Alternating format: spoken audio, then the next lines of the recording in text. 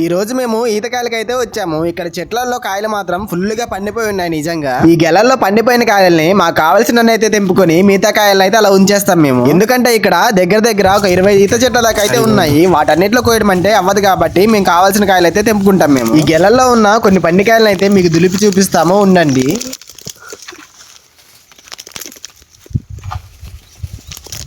ఈతకాయలు మొత్తం ఎన్ని కింద పడ్డాయో చూడండి. అన్ని చెట్ల దగ్గర ఇదే పరిస్థితి. ఆల్మోస్ట్ మొత్తం కాయలు అయితే పండిపోయాయి. ఇలా మొత్తం పండిపోతున్నాయి అంటే ఆల్మోస్ట్ ఈత పండ్ల సీజన్ ఎండింగ్ అయితే దగ్గరికి వచ్చేసినట్టే. ఇంకా కొన్ని రోజులు అయితే మనకి ఒక్క కాయ కూడా దొరకదు ఇక్కడ. అందుకనే ఇక్కడ దొరికిన కాయని దొరికినట్టు సంచిలోకి అయితే ఎత్తేస్తున్నాం. ఈ కాయలన్నీ ఏరేసి ఇంకా కొంచెం ముందుకెళ్తే ఒక చిన్న ఈత చెట్టు దగ్గర కొన్ని ఫ్రెష్ పండ్లు అయితే కనిపించాయి మాకు. ఇందులో కొన్ని పండ్లు అయితే తెంపుతాం ఇప్పుడు. ఇవి చూడడానికి అయితే చాలా బాగున్నాయి. టేస్ట్ విషయానికి వస్తే ఎలా ఉంటాయో చూడాలి. ఇవైతే నాకు అచ్చం ఖర్జూర పండ్లు లాగే కనిపిస్తున్నాయి. కానీ వీటిని బద్దలు కొట్టి చూస్తే మాత్రం లోపల గుజ్జు చాలా తక్కువగా ఉంది. అలాగే వీటి టేస్ట్ విషయానికి వస్తే మాత్రం నార్మల్ కాయల కంటే చాలా స్వీట్ గా ఉన్నాయి ఇవి. ఇప్పటి వరకు మన వీడియో చూసారు కదా. మన వీడియో మీకు నచ్చితే ఒక లైక్ కొట్టండి, అలాగే సబ్స్క్రైబ్ కూడా చేసేయండి. ఇలాంటి మంచి విలేజ్ కంటెంట్ డైలీ అప్లోడ్ చేస్తాం మీకోసం.